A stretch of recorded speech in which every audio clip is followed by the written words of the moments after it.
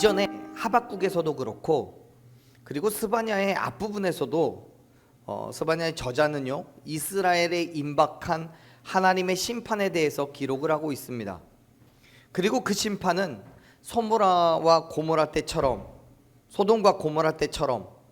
또 노아의 홍수 때처럼 하나님께서 직접 어떤 그 물리적인 일을 행하시는 것이 아니라 주변의 이방 민족들을 사용하셔서 그들로 하여금 이스라엘을 멸망시키시겠다라는 계획이라고 이야기했었습니다. 근데 문제는 그러한 하나님의 계획이, 하나님의 뜻이 이스라엘 백성들에게는 매우 충격적일 수밖에 없었어요. 왜냐하면 이방 민족들은 하나님의 도구가 될 수 없다고 생각했기 때문에. 그들은 하나님을 모르는 민족이고, 그렇기 때문에 그들 스스로 심판의 대상이지 하나님의 백성을 심판할 수 있는 자격이 주어지지 않는다고 생각했기 때문에 그래요. 하지만 하나님께서는 이방 민족들을 통한 이스라엘의 심판을 선포하셨고, 그 일은 반드시 일어날 일입니다. 다만 그렇게 이스라엘이 심판을 받은 후에 그러한 이방 민족들 또한 하나님께서 심판하실 거라고 말씀하셨어요. 오늘 우리가 함께 읽은 이 4절에서부터가 바로 그 이방 민족들에 대한 심판을 기록을 하고 있는데, 이게 사실은 이스라엘 백성들에게 있어서는 오히려 구원을 선포하는 일입니다. 왜냐하면 계속 이스라엘을 억압하고 핍박함으로써 자유를 빼앗았던 이방 민족들을 하나님께서 징계하심으로써 이스라엘에게 자유를 허락하신 것이기 때문에 그래요. 하나님의 심판의 대상이 되는 그 이방 민족들은 4절에서부터 이스라엘을 중심으로 동서남북으로 이렇게 나뉘어져 있는데, 서쪽으로는 블레셋, 그리고 동쪽으로는 모압과 암몬, 남쪽으로는 구스, 북쪽으로는 아수르까지 모두 5나라를 의미합니다. 그리고 이들은 그 시점은 다 다르지만 모두 이스라엘을 침략했고 하나님을 비방하고 조롱했기 때문에 하나님의 심판을 피할 수가 없게 되죠. 여러분, 하나님은 분명히 공의로우신 분이십니다. 아멘. 조금의 악함도 그냥 두시지 않는 분입니다. 그냥 두실 수가 없는 분입니다. 당시 이스라엘 사람들은 아마 그렇게 생각했을 거예요. 그래, 우리가 하나님 앞에 범죄했기 때문에 심판을 받는 거 알겠어. 그런데 왜 하필이면 하나님은 이방 민족들을 사용하시지? 왜 저들은 하나님이 심판하시지 않는 거지? 많은 사람들이 어쩌면 하나님은 이스라엘 사람들이 섬기는 신이기 때문에 다른 이방 민족들에게는 영향력을 끼칠 수 없다라고 생각했을지도 모릅니다. 하지만 여러분, 절대로 그렇지 않아요. 하나님의 공의는 시대와 지역을 가리지 않아요. 이 민족과 나라를 가리지 않아요. 하나님의 공의는 반드시 세워지며 그 공의 앞에 굴복하지 않을 사람은 단 한 사람도 없음을 믿으시길 바랍니다. 그리고 그 일은 지금도 일어나고 있습니다. 저와 여러분 또한 마찬가지예요.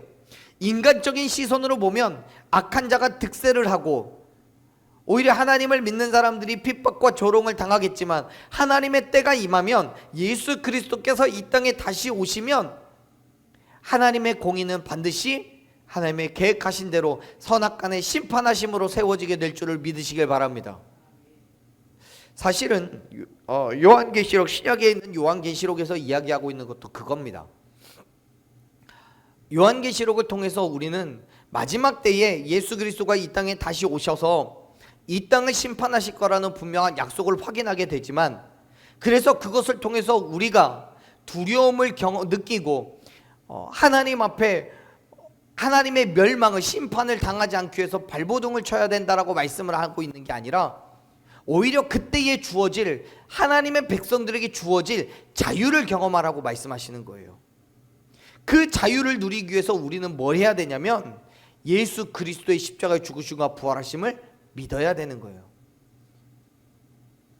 내가 너희를 자유케 하리라고 말씀하신, 진리가 너희를 자유케 하리라고 말씀하신 그 말씀을 우리는 믿고 의지하면서 말씀 앞으로 하나님의 그 거룩하신 뜻 가운데로 나아가야 된다는 것을 여러분 기억하시길 바랍니다.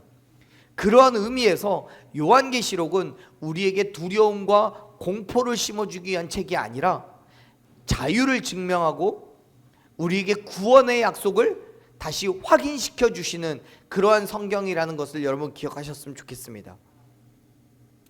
자, 우리 먼저 4절을 한번 같이 읽어봅시다. 같이 읽었던 말씀이요, 4절 읽습니다. 가사는 버림을 당하며 아스글론은 폐허가 되며 아스돗은 대낮에 쫓겨나며 에그론은 뽑히리라. 아멘. 4절부터 먼저 블레셋에 대한 하나님의 심판을 언급을 하는데요, 말씀드렸듯이 4절에서부터 이스라엘을 중심으로 동서남북 가운데 있는 이방 민족들의 심판을 하나님이 말씀하셔요. 그 중에 먼저 블레셋에 대한 하나님의 심판을 언급하시는데, 4절에 기록되어 있는 가사, 또 아스글론, 또 아스돗, 에그론, 이 네 지역은 모두 블레셋의 도시입니다. 블레셋은 도시 연합 국가예요. 그래서 가사라는 도시, 아스글론이라는 도시, 아스돗이라는 도시, 그리고 에그론이라는 도시가 연합하여서 블레셋이라는 하나의 나라를 만든 거예요. 근데 여기에는 한 곳이 더 있었습니다. 가드라는 도시인데, 근데 이 가드라는 도시는 이 스바냐서가 기록되기 전 이전에 이미 아수르의 공격에 의해서 망해버렸습니다. 멸망당했어요. 그래서 4절에서는 이 시점, 4절이 기록되어 있는 이 시점에서는 네 곳밖에 남지 않았습니다. 그래서 이제 4절에서는 가사와 아스글론, 아스돗, 그리고 에그론, 이렇게 네 곳을 이야기하고 있어요. 그런데 4절을 잘 보면요, 이 네 도시들에 대한 각각 다른 심판을 얘기하죠. 어떻게 합니까? 가사는 버림을 당하고요, 아스글론은 폐허가 되고, 아스돗은 대낮에 쫓겨나고, 에그론은 뽑혀요. 이렇게 도시들마다 심판의 내용이 다른데, 하지만 그 내용이 다른 거지 결과적으로 보면 다 심판이에요. 그리고 다 멸망하는 거예요. 그럼에도 불구하고 스바냐 선지자가 이렇게 기록을 하고 있는 이유는 이 도시들의 이름과 관련이 있습니다. 먼저 가사라는 이름은요, 히브리어로 아자라고 발음하는데 강하다라는 의미를 가지고 있는 단어입니다. 다시 말해서 그들 스스로 자기들의 땅을 강한 곳이라고 불렀고, 세상 누구도 그 땅에서부터 우리를 쫓아낼 수 없다라고 생각을 했습니다. 그런데 하나님의 심판이 그곳에 임하니까 어떻게 된대요? 버림을 당해요. 이 버림을 당하다라는 의미의 히브리어가요, 아주바라고 발음해요. 아자와 비슷하죠.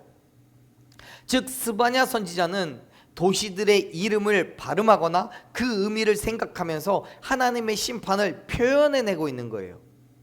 그래서 스스로 강하다고 여겼지만 결국 하나님의 심판을 받아 버림을 받을 거라고 예언을 하고 있는 거죠. 아스글론은 어떠냐면, 히브리어로 아스글론은 무게 측정 단위는 세겔이라는 단어가 포함되어 있어서 무게를 다는 장소, 이런 의미를 가지고 있습니다. 즉 이 아스글론은 지중해 연안에 매우 잘 발달된 상업도시였어요. 물질적으로 풍요롭고 잘 먹고 잘 사는 도시예요. 그런데 그 땅이 어떻게 된대요? 4절에서는요, 폐허가 돼요. 아무것도 남지 않아요. 아스돗은 견고한, 요새, 이런 의미를 가지고 있습니다. 그 도시는 결코 무너지지 않는 견고함을 가지고 있어서 그 성 안에 있을 때에는 누구도, 다른 어떤 민족도 걱정하고 두려워할 이유가 없었어요. 하지만 그 성의 사람들은요, 그 성을 의지하고 있던 성 안의 사람들은 어떻게 돼요? 대낮에 쫓겨나요. 하나님에 의해서 그 땅에서부터 쫓겨나는 거예요. 대낮에 모든 사람들이 보고 있는 가운데에 치욕스럽게 쫓겨나요. 인간의 힘과 능력으로는 더 이상 안전이 보장되지가 않는 거예요. 에그론도 그래요. 에그론은 뿌리가 깊은 이라는 의미를 가지고 있습니다. 그런데 그 땅은 어떤 심판을 받는데요? 뽑힐 거래요. 뿌리가 깊어서 스스로 뽑히지 않을 거라고 흔들리지 않는 견고함을 가지고 있다라고 생각한 성이었습니다. 하지만 결국 하나님의 심판으로 뽑혀서 망하게 될 거라는 거예요. 여러분, 지금 하나님께서는 스바냐 선지자를 통해서 선포하시는 거예요. 인간적인 힘과 능력은 하나님 앞에서 아무런 영향력도 줄 수 없다라고요. 생각해 보세요. 지금 4절에서 언급하고 있는 이 네 도시의 이름은 인간적으로 이 세상을 살아가기 위해서 필요하다고 생각되는 것들입니다. 물질도 그렇고요, 힘도 그렇고요, 뿌리가 깊게 내려져 안전하고 의지가 될 만한 그런 것들이요. 그렇습니다. 인간은 누구나 강하고 물질적으로 풍요롭고 평안과 안식을 누리고 뿌리가 깊은 안정감을 추구합니다.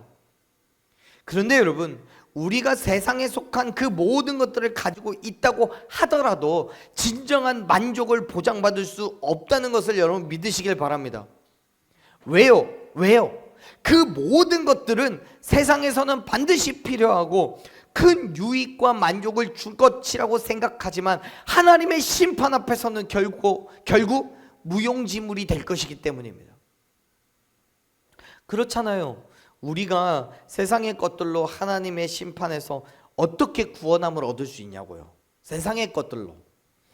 지금은 하나님께서 잠잠히 계시기 때문에 세상의 것들로 유익을 얻을 수 있다고 생각합니다. 하지만 여러분, 하나님의 심판이 시작이 되면 우리가 믿고 의지한 모든 것들은 반드시 허무하게 무너지게 될 것을 기억하시길 바랍니다. 그렇기 때문에 사랑하는 여러분, 무엇을 해야 되는 거예요? 누구를 의지해야 되는 거예요? 하나님을 의지하시길 바랍니다. 세상의 강함, 세상의 부유함, 그런 것들을 바라보지 말고 세상을 의지하지 않고 그 안에서 위로와 평안을 기대하지 않고 오직 하나님 앞으로 나아가서 하나님을 의지하고 하나님의 위로와 평강을 누리는 저와 여러분 되기를 간절히 축원합니다. 세상은 유한합니다. 분명히 한계가 있습니다. 그러나 천지 만물을 창조하신 하나님은 무한하시며 그 힘과 능력은 결단코 인간이 따라잡을 수 없습니다. 그렇기 때문에 우리의 참된 평안과 안식을 주시는 유일한 분은 오직 하나님 한 분뿐임을 여러분 믿으시길 바랍니다. 창조주 하나님, 전지전능하신 하나님을 우리가 의지할 때 그가 우리의 피난처가 되시고 우리의 피할 반석이 되어 주실 줄로 믿습니다. 하나님 안에서 진정한 의미의 참된 위로와 평강을 누리게 될 줄로 믿습니다. 5절에서도 여전히 블레셋 족속들에 대한 심판이 계속됩니다. 자, 5절 말씀 읽어볼게요. 읽습니다. 해변 주민 그렛 족속에게 화 있을진저 블레셋 사람의 땅 가나안아, 여호와의 말씀이 너희를 치나니 내가 너를 멸하여 주민이 없게 하리라. 아멘. 자, 여기서 해변 주민이라는 표현은 블레셋 족속이 지중해 연안에 정착한 것을 두고 묘사하고 있는 표현이에요. 또 그렛 족속이라고 말하는 건 지중해에 있는, 지금 오늘날 우리는 지정학적인 그 용어로 명칭으로 지명으로 크레타 섬이라고 부르는 그곳을 얘기하는 건데, 그 크레타 섬을 성경에서는요 그레데 섬, 신약에서는 특히 그레데 섬이라고 부릅니다. 근데 이곳에 이주를 했어요. 근데 여기를 그 그레데 섬을 5절에서는 그렛이라고 부르는 거고, 그 땅에 살고 있던 사람들이었기 때문에 그렛 족속이라고 불러요. 그런데 이 사람들을 5절에서 5절 중간에 보면 뭐라고도 부르냐면 가나안이라고도 불러요. 우리가 주목해야 되는 거는요, 블레셋 사람들을 가나안이라고 부르는 이유입니다. 이들은 가나안 땅에 살고 있기 때문에 그렇게 부르는 거예요. 그런데 말씀드렸듯이 이들은 본래 그레테 섬과 함께 주변의 여러 섬들에 흩어져 살았던 민족들이 그 지중해 연안부터 시작을 해서 가나안 땅으로 이주를 해서 와 살았습니다. 그때가 언제냐면 먼 옛날 이스라엘 백성들이 모세와 함께 애굽에서 나와가지고 가나안 땅에 들어갈 때 그때 함께 들어왔던 사람들이에요. 그때에는 그 지역에 7족속이 살았습니다. 그래서 가나안 7족속이라고 부르는데 그들 가운데 블레셋 족속은 없어요. 그리고 본래 블레셋 족속은 말씀드렸듯이 그레타 섬을 비롯한 지중해 여러 섬들에 흩어져 살다가 이스라엘 백성들이 가나안 땅에 들어갈 무렵에 가나안의 서남부 쪽 그 지금의 지중해 연안에 정착을 하게 된 거예요. 결국 블레셋 민족은 가나안 족속이 아니에요. 그런데 문제는 5절 말씀에서 그들을 향해서 블레셋 사람의 땅 가나안이라고 부르잖아요. 그 이유가 뭐냐는 거예요. 그들은 분명히 가나안에 살아가고 있던 원주민이 아닌데도 불구하고 그들을 왜 가나안 족속이라고 부르냐는 거예요. 그건요, 이들이 가나안의 원주민은 아니지만 지중해 연안에 이주하여 살아가면서 그 땅에 살고 있던 가나안의 7족속들 또 그 이후에 또 다른 민족들의 인간적이고도 우상적인 풍습과 죄된 삶의 태도를 그대로 받아들여 살았기 때문에 가나안 원주민들과 같은 죄 가운데 있었기 때문에 그들을 그렇게 부르시는 거예요. 하나님이. 사실 여러분, 하나님께서 이스라엘 백성들에게도 가나안 땅에 들어갈 때에 매우 심각하게 주의를 주셨고 경고하셨어요. 신명기 8장 19절 20절 말씀을 보면 이렇게 기록되어 있는데 한번 같이 읽어보죠. 19절부터 20절까지 읽습니다. 내가 만일 내 하나님 여호와를 잊어버리고 다른 신들을 따라 그들을 섬기며 그들에게 절하면 내가 너희에게 증거하노니 너희가 반드시 멸망할 것이라. 여호와께서 너희 앞에서 멸망시킨 민족들 같이 너희도 멸망하리니 이는 너희가 너희의 하나님 여호와의 소리를 청종하지 아니함이니라. 아멘. 지금 하나님께서 출애굽한 이스라엘 백성들이 가나안 땅에 들어갈 때에 이러한 일들이 일어날까봐 하나님 앞에 범죄하여서 그 땅에서부터 쫓겨날까봐 경고하시는 거예요. 그리고 사실 그 경고하심에 따라서 이미 하박국도 그리고 스바냐도 이스라엘의 멸망을 선포하고 있는 거예요. 하나님의 경고하심이 있었음에도 불구하고 그렇게 살았기 때문에. 근데 하나님이 이스라엘 백성들에게 경고하신 그 일이 블레셋 사람들에게는 해당이 안 되는 사건이 아니란 말이에요. 똑같이 해당이 돼요. 물론 그렇다고 블레셋 사람들에게도 하나님께서 이렇게 경고하시진 않았어요. 왜요? 그들은 하나님의 본래 백성이 아니니까. 이방 민족이니까. 어쩌면 이스라엘 백성들은 가나안 땅에 들어가는 초기에는 이 말씀을, 이 경고를 받아들여서 심각하게 받아들여서 정말 하나님의 말씀대로 살아가기를 노력했을지 몰라요. 애썼을지 몰라요. 하지만 시간이 지나가면서 하나님 앞에 범죄하기 시작했던 거죠. 그런데 블레셋 사람들은요, 하나님의 경고를 들었는지 못 들었는지는 모르겠습니다만 그 땅에 살고 있던 가나안 민족들과 동일한 삶을 살아가고 있는 거예요. 그래서 하나님께서는 그들을 가나안이라고 부르시는 거예요. 하나님께서 이스라엘을 통해서 가나안 땅을 어떻게 징벌하셨고 심판하는지를 보았음에도 불구하고 그것을 교훈으로 삼지 않고 오히려 그들과 똑같이 살아요. 그래서 가나안의 7족속들과 같이 멸하실 거라고 지금 선포하시는 거예요. 사랑하는 여러분, 우리가 성경을 보면서 그 안에 기록된 이방 민족들의 멸망과 범죄한 이스라엘 백성들의 심판을 보면서 우리가 기억해야 되는 것은 뭐냐면 하나님의 공의는 반드시 성취된다는 거예요. 그렇기 때문에 여러분, 간절히 부탁드리건대 하나님 앞에서 잘 살아가십시오. 진정한 그리스도인 된 삶을 결단하십시오. 세상을 쫓아 살아가는 것이, 인간적인 욕심과 만족으로 살아가는 것이 얼마나 미련한 것인지를 여러분 기억하시기를 바랍니다. 물론 인간이 망각의 동물이라고 맨날 보고 기억하라고 해도 돌아서면 잊어버리고 또 내 마음대로 내 뜻대로 살아가기가 얼마나 쉬운지 모릅니다. 그리고는 스스로 이 정도는 뭐 하나님도 이해해 주시겠지, 다른 사람은 몰라도 나는 괜찮겠지, 그동안 나는 열심히 잘 하나님의 백성으로 살았으니까 조금은 괜찮겠지 라는 말로 위로를 삼을지도 모릅니다. 여러분, 그럴 때 그렇지 않아요. 여러분, 하나님 앞에서는 죄는 죄고요, 하나님의 공의는 분명하게 선포된 대로 이루시는 분임을 여러분 믿으시길 바랍니다. 그렇기 때문에 사랑하는 여러분, 하나님의 심판을 우리는 두려워함으로써 예수 그리스도의 죽으심과 부활하심을 믿어야 되는 거예요. 예수 그리스도를 믿음으로 우리가 얻는 게 뭐예요? 구원의 은혜를 얻는 거예요. 그 모든 죄로부터, 죄의 심판에서부터 우리는 건져짐을, 죄 사함을 얻게 됨을 믿으시길 바랍니다.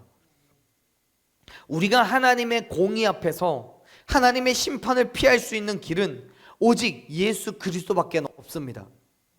성경은 분명히 우리에게 그렇게 교훈합니다. 로마서 3장 25절 말씀에서 바울이 뭐라고 얘기합니까? 같이 읽어봅시다. 읽어요. 이 예수를 하나님이 그의 피로써 믿음으로 말미암는 화목 제물로 세우셨으니 이는 하나님께서 길이 참으시는 중에 전에 지은 죄를 간과하심으로 자기의 의로우심을 나타내려 하심이니. 아멘. 무슨 말입니까? 블레셋이 가나안 땅에서 그랬던 것처럼 우리도 이전에는 세상 속에서 세상의 가치와 인간의 욕심을 따라 살았어요. 그래서 하나님 앞에서 범죄함으로 죄인이 되었어요.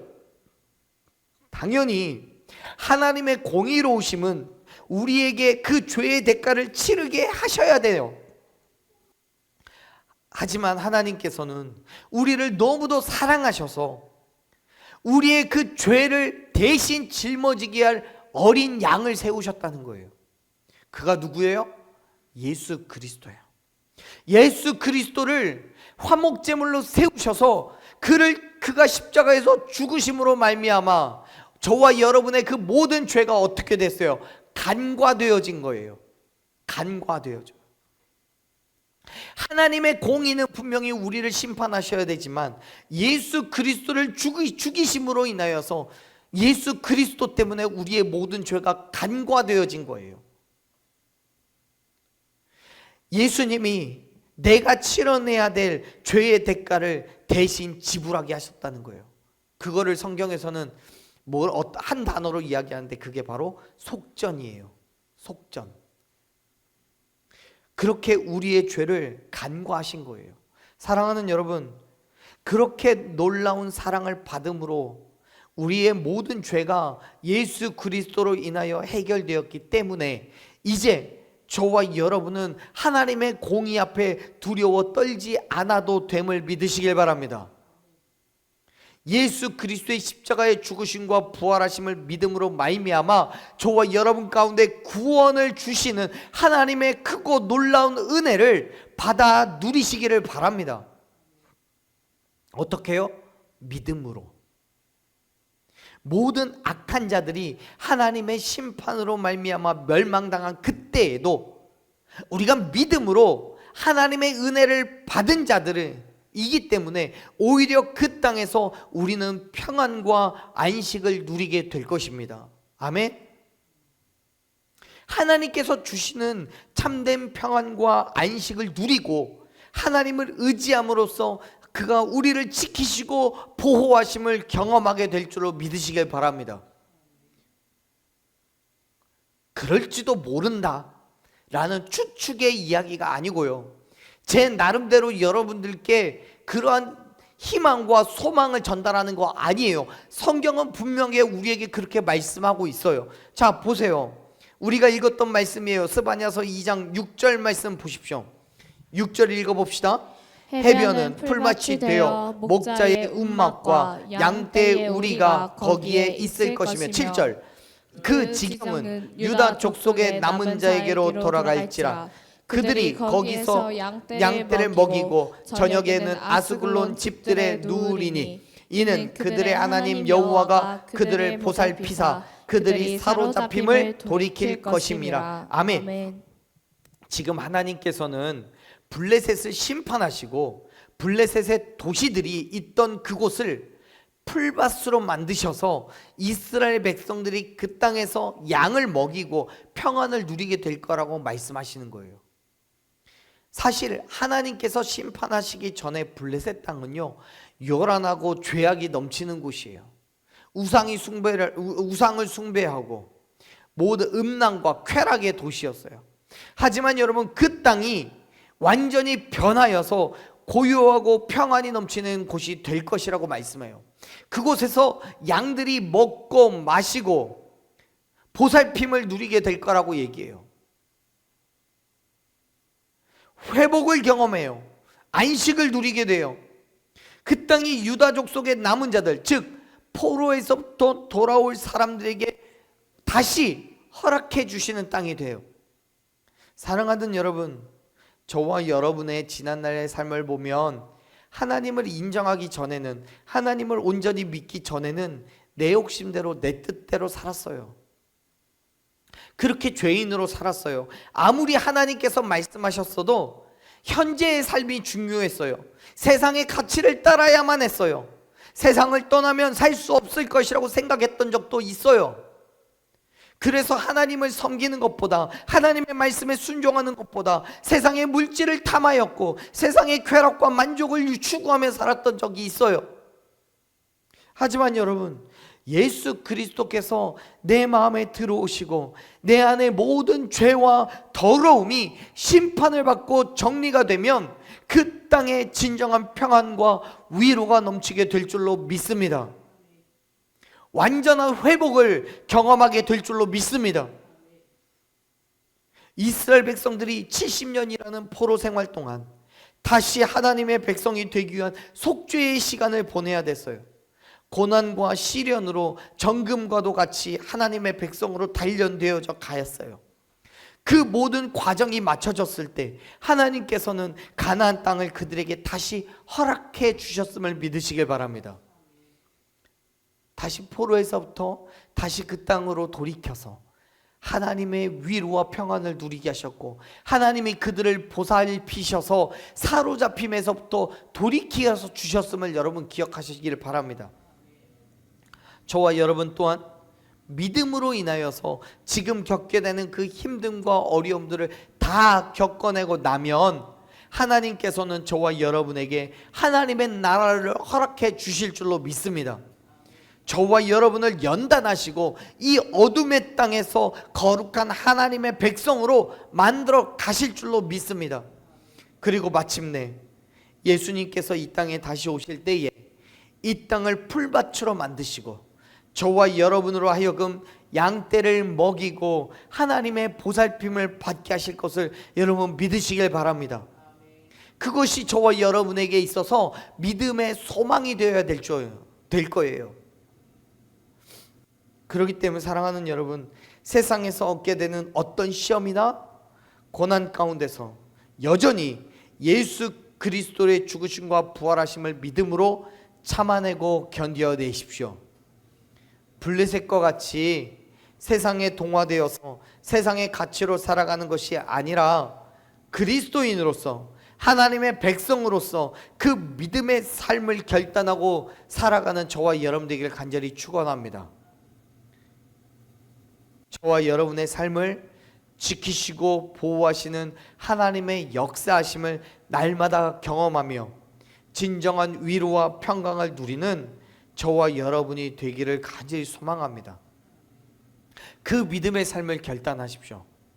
지금 세상을 바라보고 세상의 가치와 세상의 유익을 추구하는 것이 아니라 지금은 이해가 안 되고 지금은 말도 안 되는 것처럼 보이지만 끊임없이 하나님 앞에 내 삶을 내어놓고 하나님의 위로와 하나님의 평강을 구하며 나아갈 때 하나님께서 저와 여러분의 삶을 붙잡아 주시고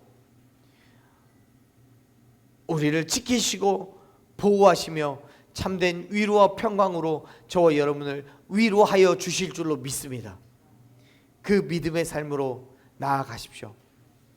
하나님의 심판, 하나님의 공의가 세워질 때 저와 여러분에게도 하나님의 공의는 은혜와 축복으로 놀라운 상급으로 부어지기를 간절히 축원합니다. 아멘. 우리 이 시간 함께 그러한 믿음으로 기도하며 나아가십시다.